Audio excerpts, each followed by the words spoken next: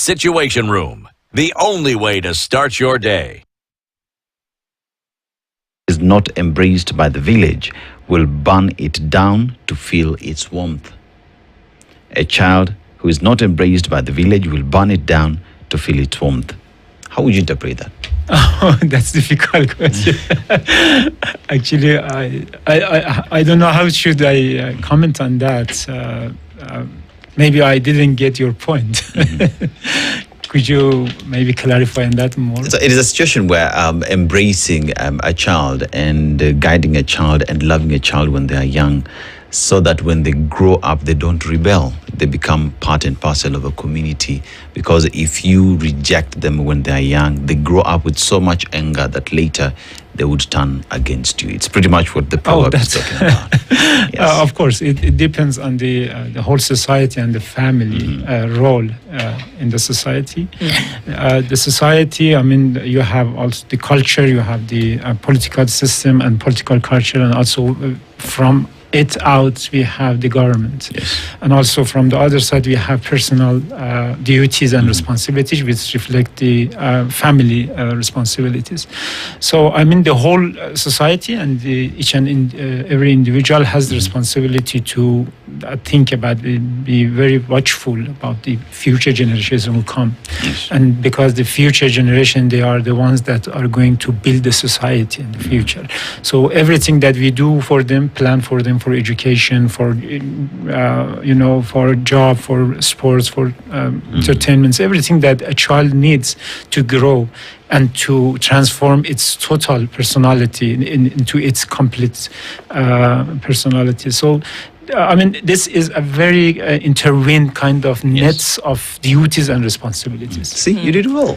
You did well. So, Yes. Okay. Of course, we look at, the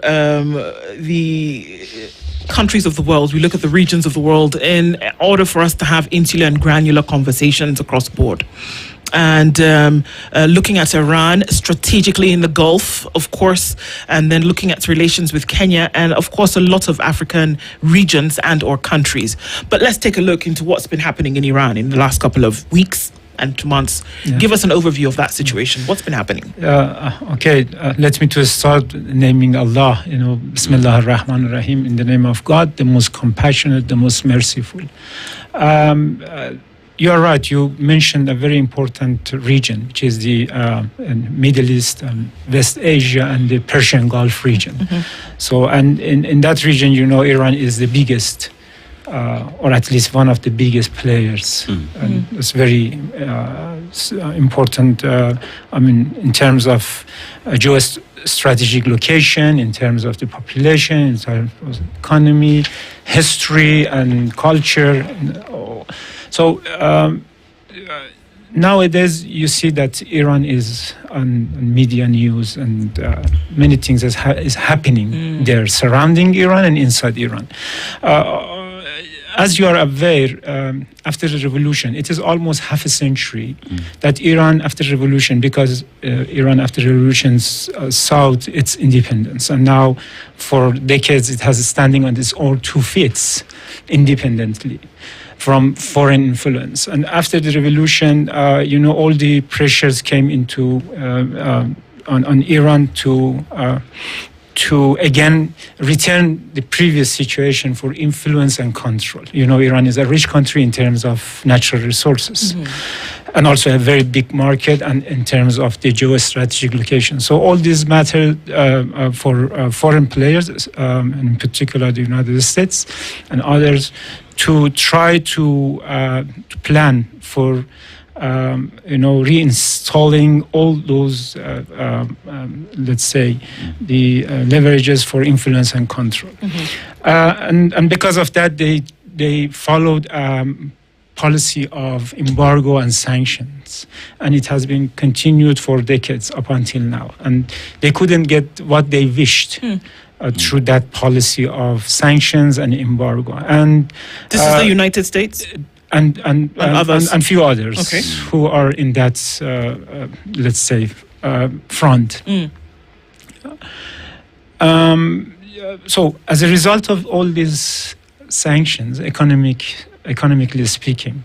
So there, and also after the second, especially after the second administration of the Trump presidency, they just declared and followed a maximum pressure policy on Iran, and it means that they will bring a very substantive and huge sanctions and embargo against Iran. So in that terms, economically speaking, Iran was really under the pressure, its economy. And and it means that they will bring a very substantive and huge sanctions and embargo against Iran. So in that terms, economically speaking, Iran was really under the pressure, its economy. And as a result of this illegitimate coercive measures which has been imposed on Iran, the economic situation was, getting worse, and especially in regards to the foreign rates, currencies, rate exchange rates, and we were witnessing a lot of fluctuations up and downs, and as a result, the business community, markets, shoppers, and all those economic activities, they were not be able to manage their daily business, and they were, of course, unsatisfied. They were unhappy, and they had their protest. They came onto the streets, they raised their voice, and they had their very peaceful protests, and it took around almost 8 days of protests.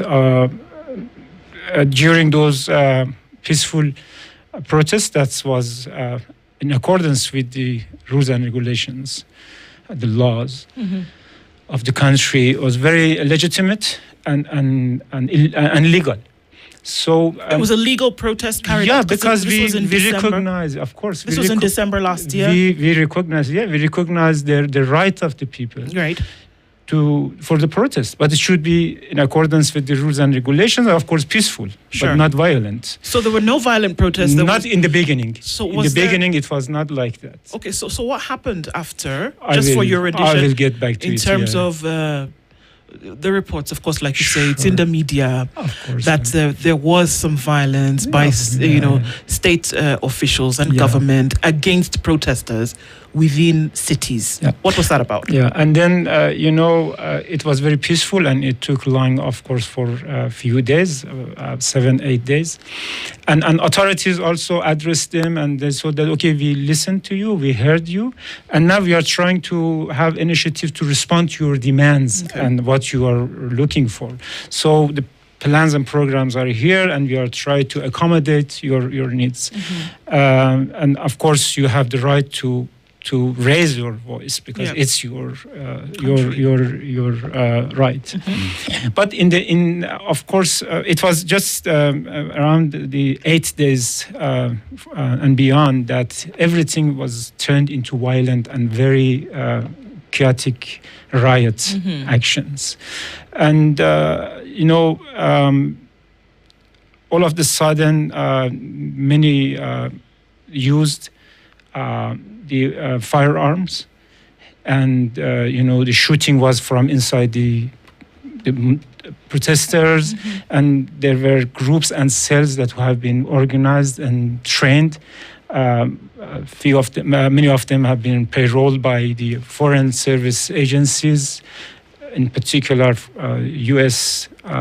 CIA and Israeli regime Mossad, that they came into the country, and they were joined the other protesters that they were protesting very peacefully, and they turned everything into a very violent kind of actions.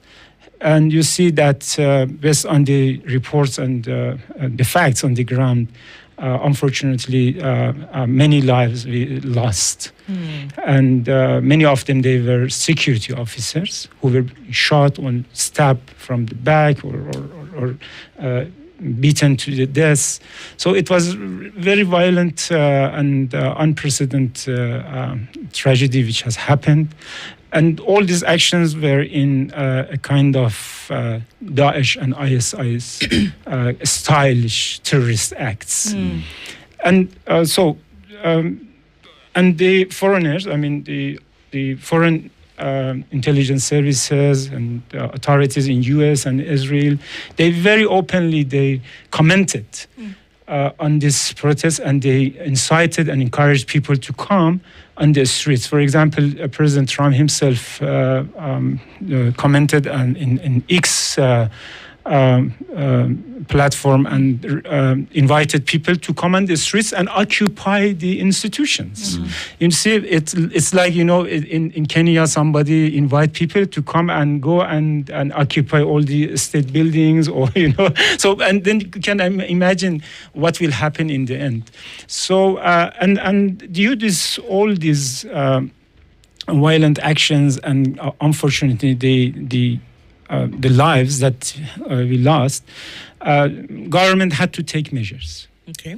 And it is very natural, each and every government has the prime responsibility for safety and security of the population and all the public assets. And so the government had to take measures. One of the measures was to disconnect internet. Okay. Because everything was channeling through the internet. And the violence organized, was increasing. yes, okay. because they were getting their instructions through internet, and all these organized actions was guided through that channel. So, and the proof for that is that just after disconnecting the internet, everything was down and under control, and no more violent actions or nothing on the street, and everything now is calm. And of course, legally speaking, although also the government has the right and the chance to have their measures for internet connections under special circumstances, like such as this riots. One thing that has come out is when you talk about the numbers here, the numbers that you talk about is the Iran Supreme Council of National Security issued a statement that 3,117 people died. That coupled up with the decision to shut down the internet from the Republic, like you rightfully said, the country has measures that it has to take to protect its people, but that has been attributed to the government conducting atrocities without the world knowing about it. How would you respond to that? Yeah, in terms of the statistics that officially has been published and introduced, I just want to refer to these statistics that are official and confirmed. 305 ambulances and buses have been set and put on fire. 24 gas stations has been on fire and destroyed. 700 convenience stores has been put on fire and destroyed.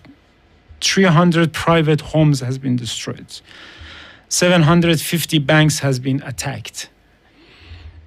414 government buildings has been attacked. 749 police stations has been attacked. You see, it's very huge numbers. 120 security centers, which belongs to Basij centers. Basij is a kind of organization in Iran. Nowadays, one part of their duty is helping police forces in restoring security and safety. So 200 schools has been attacked. 350 mosques and worship centers has been attacked. This is all in 8 days?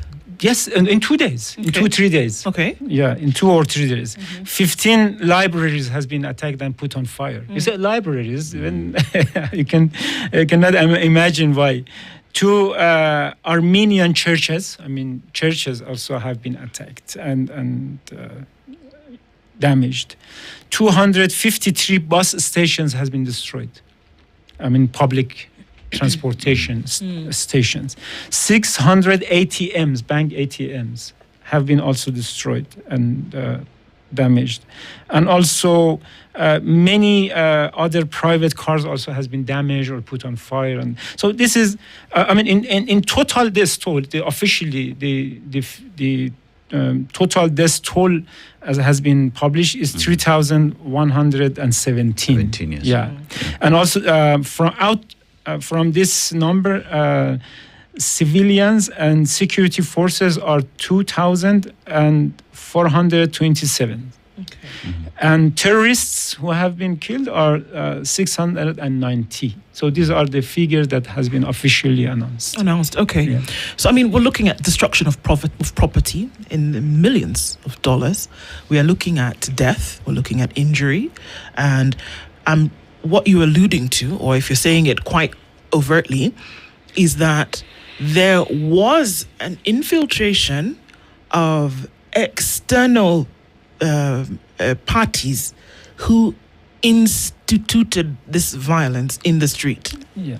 So this was not in any way by Iranian governmental security agencies, apart from keeping the peace. Yeah.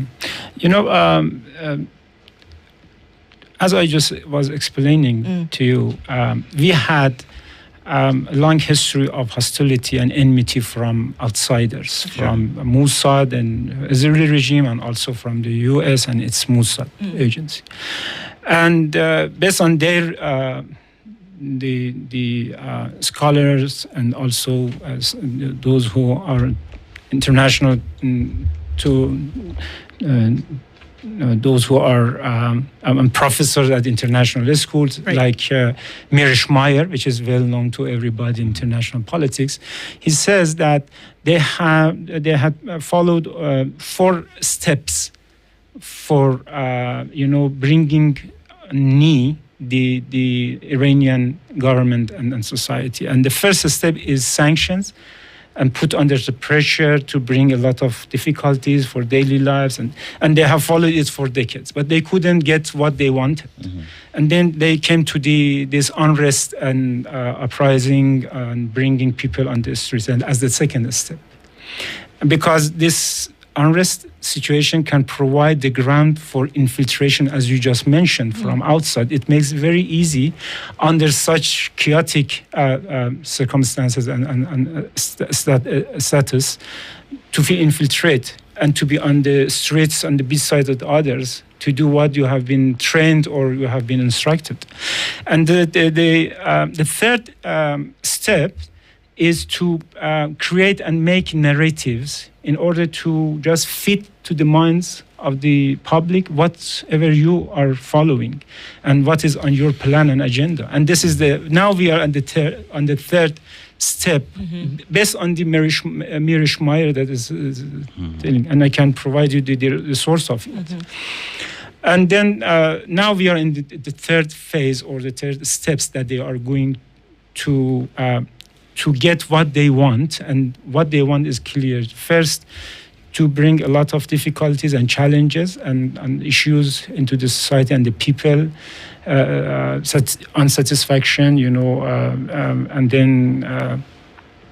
and then under such using or leveraging such circumstances, and then to go to the last final stage, which is regime change. I see. And collapse the whole government. So now we are in the third phase, and the fourth step, as Mirish Meyer has put it down, is that when they get or they are not get what they are wishing or planned, they will go for military intervention and military siege. That now you see that U.S. military forces are bringing Iran under a military siege from all around, and they are threatening day by day that we are attack you and we are intervene militarily, and all these are against the attack, principles and rules of international in the law. attack, rather in the chaos that happened in Iran during the protest that saw over 3,000 people killed.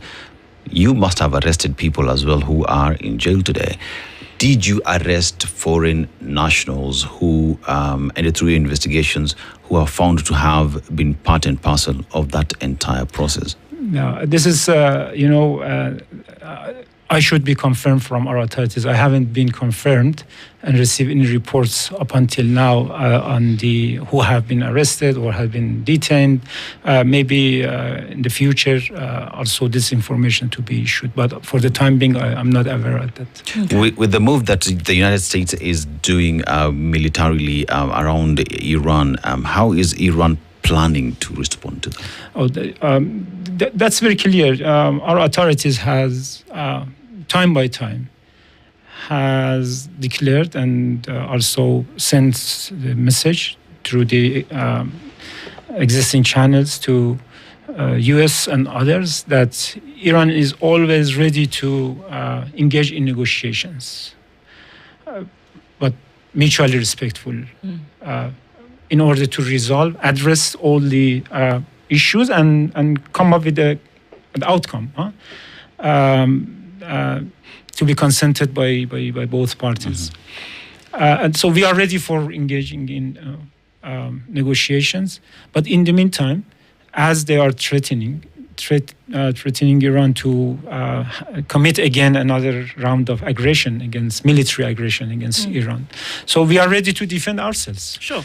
And they are very decisive in declaring that we are decisive, and they are ready. Our military forces are ready to respond very decisively and strongly, even stronger than before. I hope the other side is enough wise not to go into that phase. But if they are doing such a wrong calculation and again attack Iran, of course, Iranian military forces will respond very strongly. And this is what the Iranian authorities has confirmed. That's and clear. I wish that it will not happen, because Iran always, based on its long historical civilization, is a peace-seeking nation and civilization. So we are not going for any kind of attacking others or getting to such military conflicts. But of course, we will defend ourselves based on all international rules and laws, especially Article 51 of the United Nations Charter, which gives the right for people and nations to defend themselves as a self-defense theory. Yeah. The reason for the protest was that people of Iran felt this economic pressure, which you have also outlined, and that things were just very difficult in terms of survival economically. And we're looking at crazy exchange rates to the US dollar, because that's where it's denominated for now. And we're looking at daily life becoming very, very difficult for the average Iranian. Let's not even talk about levels of poverty. And that's the reality. The people going into the streets was to protest this situation. Make a link for us to understand very clearly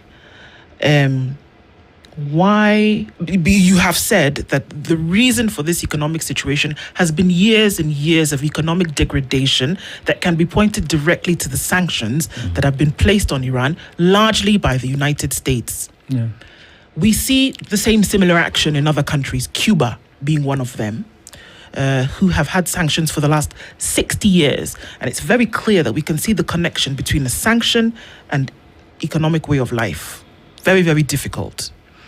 Can you say that this is the same thing that is happening here and is it the sole reason behind the economic degradation that has happened in Iran? Yeah. Iran is a very rich country, Iran has a very big population of the well-educated young generation. They are very talented, and you have there are the statistics and the facts that despite all these sanctions and coercive measures, Iran has achieved a lot in terms of technology, in terms of science, and all these areas. There are many economic sections in Iran that are very advanced, like health, like agricultural machinery. Even Iran is producing a large number of cars. Around 1 million cars that we're producing, and all the technology are almost local. And in aerospace technology, we are very advanced. We have, in many different, and in particular, peaceful uses of nuclear energy, Iran is advanced. So that's why others and US and Israeli regime, they are not happy with this advancement. And we have achieved all this under pressures and sanctions. Even energy. But even energy sector. Yeah, nuclear energy is a big one. Of course. And, sanctions are not the only factor merely, if you wanted to say it. But it's one main and major factor and reason as why this economic situation has been created. It's a accumulating process. It's not by overnight to see such erratical, fluctuations of foreign currency rates. It takes time over years and years, and then it shows it's in that, in the prices, in the inflation rates, and in the cost of the lives. Of course, the main part of it is due to the sanctions, and we are, like other nations who are subject to such cruel sanctions, we are victims to such terroristic economic activity. This is a kind of terrorism. When you put a nation under the pressure unprecedentedly, and you are not allowing to have business with others, you block all the channels for transactions, you do not allow and use all your forces and energy to block it, not to trade with others, not to sell and return them the income back. So then you are victim to such a terrorist act, and there is no such a big difference between military terrorist attacks and economic terrorist attacks, and it targets the prosperity of a nation that we have been targeted, and now we are suffering from that very significantly and severely. And of course, the main part of that as the result of that kind of policy and enmity against our nation. Part of the sanctions, the reason behind sanctions that do exist is because of the respect of how do we call it, human rights. And it has been stated, the global north has said that Iran does not respect human life and human rights. The reason why the sanctions do exist, and some of the reason as well that we see is the people went to the streets demanding a political change and respect for human rights. So in terms of respect of human rights, does that exist in Iran? Sure, of course. Because that's why the people were on the streets. Of course. Even in many other countries are criticized for human rights issues, including Kenya, as how they are treating people, and many other countries. And even in the United States, even in the Western countries, there are a lot of reports, proved that they are doing things that are not for the right of the people, and it's not in accordance with the human rights standards. Indigenous peoples, and even the foreigners, diaspora people, and now you are seeing in Minnesota, in the United States, what's going on there against the migrants and the people that are there. So in Iran, of course, the human rights standards very high. People have, all the nation and people individually, they have the right to protest, but it should be in the frame of the rules and regulations. It should not be by firearm or violent. And if such thing happens in the world, of course, the first and foremost priority and responsibility on the government is to return back the safety and security that they have done. But in terms of human rights, absolutely they have their own right for protest that we were witnessing. If there are human rights that you say it's very good in Iran, then why are the citizens on the streets complaining that there is lack of it? And it shows that the kind of democracy and liberty that they can protest, but as long as it is peaceful, and it shows that people are enjoying their rights for expression, self-expression, and they are doing so. And there were all the channels like internet. But when it comes on the whole country and the system is a situation that, everything is jeopardized and at risk to be killed, to be destroyed, you have to take measures to control it. And this is something that even in the United States, if you recall, just yesterday or the day before, the U.S. police authorities, they have declared that in Minnesota, if the protesters are going to attack police stations or police officers or destroy the infrastructure and public transportation or public assets, we will attack and we militarily and we will forcefully manage things and react. So everywhere it's usual, and if not, you will compromise the safety and security of others who have the right to live in peace and coexistence and have their daily life as usual. It's interesting that you say that, because I wonder, as we study international relations and politics and things like this, and see how nations move from one system of governance to the other, one of the things that actually helps to propel certain narratives is sight, vision, as perception, that you can see what's going on. Recently, we've seen, and the way the world is that technology has allowed us to see, I can be sitting in Nairobi and I can see what's happening in New York. I can see what's happening in Beijing because of the power of the internet and because of how technology has allowed this to open. So then, because I can see, I can then have an opinion based on what I have seen. We've also seen that in this region, people have shut that off. It's been shut off in Uganda before an election. It's been shut off in Tanzania just before an election. It's been shut off in Iran during a protest. Is there a protective measure or is there a concealing measure? Which is it? A good question. First of all, after disconnecting the internet, everything was calmed down. And it shows that everything was from outside and not from the inside. And then for seeing on the ground, we have invited, personally, I have invited all the, independent reporters, even the Human Rights Commission of Kenya, from the members of the Parliament of Kenya, and also from the government. And we have invited them officially. Come to Iran and see whatever you want yourself. Just expose yourselves to the realities on the ground and not to just use, second-handed sources of information because they are fabricated. And you need to directly expose yourself to the reality, and we have invited them. And we are open and ready to receive any sort of human rights delegation or women's delegations in any term to come to Iran and go and to see themselves directly. So expose themselves to the realities, and then they will have their understanding of the situation. And this is something that we will invite you, yourself and you. So you can have your team go to Iran and see, and then you will, when you are back, you have your own judgment independently. And it's not borrowed from, other sources, from Western mainstream sources that they are, most of them, because when you have enemies, and there are hostilities against a country, all these narratives are made. And it's very usual.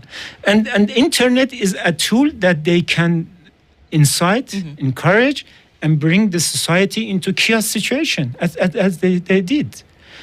But now, as I have been informed by our authorities, the internet is getting back step by step, and it will be back soon, I hope. Is it your position that the world pretty much is fed with lies and misinformation on who the people of Iran are and what the Iranian government is? The Iranian government and the system is very democratic, but of course it's a religious democracy based on all the values of religion and the culture of Iran.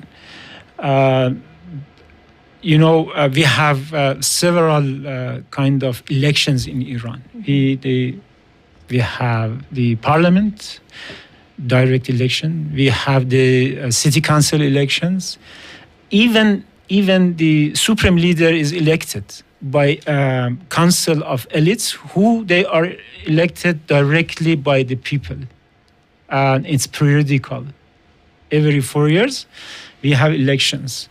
And the president is also elected directly. So this is a democracy, of course, based on the Islamic values and principles. But this is something that the Westerners, they are not happy because it has brought independence to a country that can stand on own 2 feet for a long time. Okay. Sorry, I want to make a connection because That is it. When we look at the current world that we exist in, moving in after the 2000s, where globalization became something that people would, start to think about, that it's actually one connected place. That era has long shifted to whereby we're coming back into the throes of nationalism by many a country who say we must then reclaim or position ourselves as the global leaders. So the question is that any country that would stand on its own is almost an affront to that position of a global leader. Do you feel as though Iran had the audacity to say, well, we can stand on our own, and that didn't make people very happy? Is that the position that you would take? It depends on the situation and the geostrategic status and location of that country or nation. If it is Iran, or in the case of Venezuela, with huge amount of resources, Venezuela has the first recognized oil and gas reservoirs. Yes. And Iran is the second or the third in terms of, you see, what's the reason? And as they are very apparently and openly, they claim that, okay, we are here to control your resources, your market, because if we control your resources and market, then we control the world. And that's the issue. And of course, it's a matter of independence. And independence has its costs, And then if you wanted to be independent, you have to be ready to pay the price. And now I think the Iranian nation, they are paying the price. It has been said that one of the reasons why you even look at the state of Israel and what it says is that Iran is a threat to us because they are developing nuclear. Iran has come out before and said, including yourself in this show, said we've invited international organizations to come see if there is any production here. But you look at the Friends of Israel would continue insisting that there is nuclear development in the country of Iran, and that is the reason why sanctions still exist. But one as well would ask the question, those that are anti-nuclear have nuclear themselves. Where is geopolitics and relations in these in terms of fairness and equality? It's we need to see if it's from different angles and aspects. We have an international system, and this international system had created aftermaths of the Second World War. Okay, and the foundation for this new international system is the Charter of the United Nations. And if you look at the Charter of the United Nations, there are many principles and rules there that many of them are just cogents. They are the principles and the rules that all the members of international community are committed and obliged to follow and observe. So in accordance with the Charter of the United Nations and principles, and of course other international conventions like NPT, Non-Proliferation Treaty, that Iran is a member as a non-nuclear state. Israel is not. The Israeli regime is not a member to the NPT, a non-proliferation regime. But from the other side, Iran is a member of that regime. And that regime has a comprehensive safeguard mechanism. And it is about to inspect each and every country who is doing nuclear activities to make sure that these activities are peaceful. And Iran has been under such comprehensive safeguard measures and inspections over 2-3 decades. And almost more than 50% of the total budget of the IAEA, International Atomic Energy, has been allocated only for inspections in Iran. More than 50% only in Iran, out of 192 or 3 or 6 countries in the world, Now Iran is a member to the NPT convention, and it has been committed, and inspection has been going on. And as a result of these inspections, almost 15 or more than 15, 16 reports have been issued by the IAEA,